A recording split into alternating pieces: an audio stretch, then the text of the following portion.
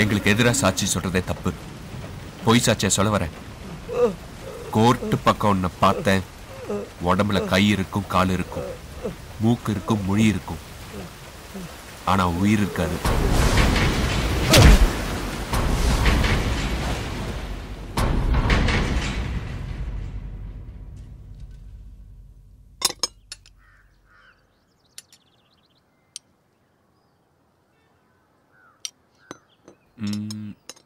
சரி.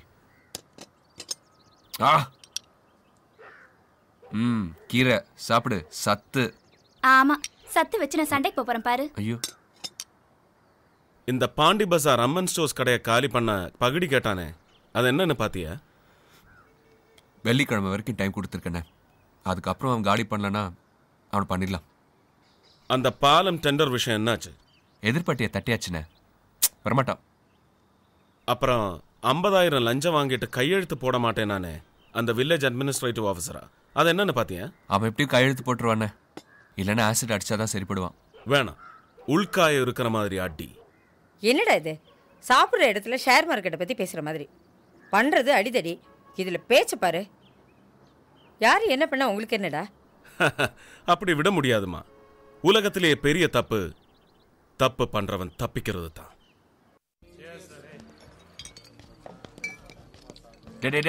நாராயணா, என்னடா இது? இப்ப எதுக்கு இங்க எடுத்துட்டு வர? உன்னால் தானே அந்த கேஸ் நிக்காம போச்சு, அதுக்கு தான் இந்த பார்ட்டி. நான் சாப்பிட்டேன், இப்ப தண்ணி அடிக்க மாட்டேன். உன்னை யார் தண்ணி அடிக்க சொல்றா? கூல் ட்ரிங்க்ஸ் குடி. சரி, கூல் ட்ரிங்க்ஸ் குடிக்கிறேன்.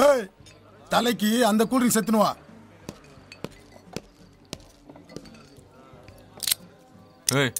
என்ன கூல் ட்ரிங்க்ஸ் சொல்லிட்டு பீர் குடுக்குற?